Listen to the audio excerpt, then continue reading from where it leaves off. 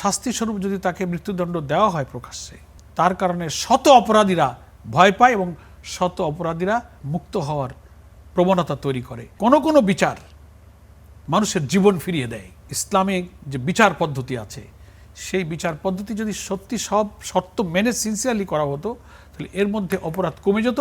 প্রয়োজনে আইন সংশোধন করে ধর্ষণের শাস্তি প্রকাশ্যে মৃত্যুদণ্ড ঘোষণা করতে হবে, এই চাওয়াটা আপনাদের মধ্যে ছিল, যেটা আপনি মাত্র বললেন।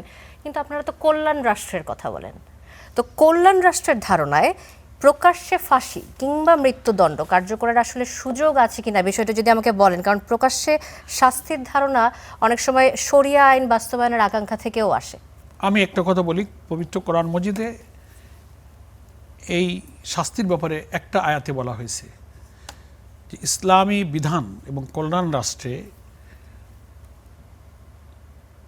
গুরুতর অপরাধের শাস্তি, যেসব অপরাধের শাস্তি মৃত্যুদণ্ড, একজনকে একটা অপরাধের শাস্তিস্বরূপ যদি তাকে মৃত্যুদণ্ড দেওয়া হয় প্রকাশ্যে, তার কারণে শত অপরাধীরা ভয় পায় এবং শত অপরাধীরা অপরাধ থেকে মুক্ত হওয়ার প্রবণতা তৈরি করে।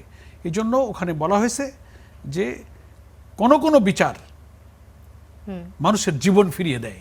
আচ্ছা, একটা শাস্তির মধ্য দিয়ে একটা লোকের জীবন আপনি যদি মৃত্যুদণ্ড দিয়ে দেন, তো শত মানুষের নতুন জীবন প্রাপ্তি হবে। এই জন্য আপনি যেটা বলেছেন যে কল্যাণ রাষ্ট্রের ধারণার মধ্যে ইসলামিক যে বিচার পদ্ধতি আছে, সেই বিচার পদ্ধতি যদি সত্যি সব শর্ত মেনে সিনসিয়ারলি করা হতো, তাহলে এর মধ্যে অপরাধ কমে যেত এবং এর মধ্যেও কিন্তু সমাজের কল্যাণ হতো। কল্যাণ রাষ্ট্রের মধ্যে কি শরিয়া আইন বাস্তবায়নের সুযোগ থাকা সম্ভব? ইসলামে যে যে আইন আছে, শরিয়া আইনের বুঝতে এক একজন এক একভাবে এখন মিস ইন্টারপ্রিট করতেছে। শরিয়া কথাটার অর্থ কি? আইন, ল, বিধান, এটার নামই হচ্ছে শরিয়া।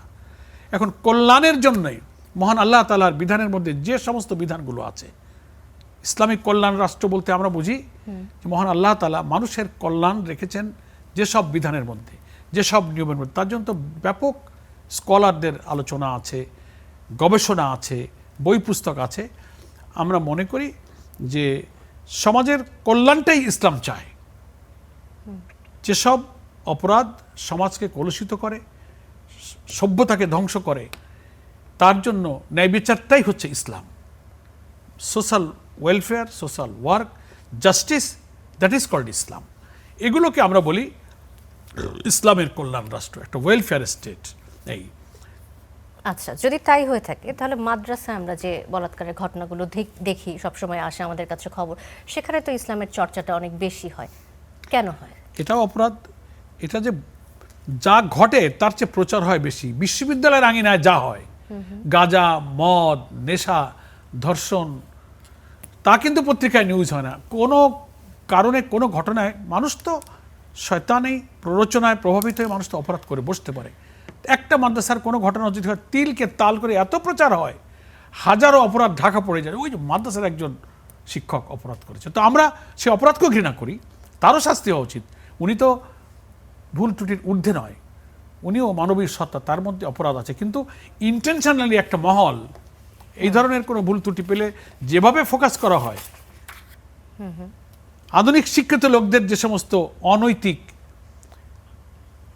বড় বড় অপরাধের ঘটনা কিন্তু ওইভাবে প্রচারিত হয় না। এটাই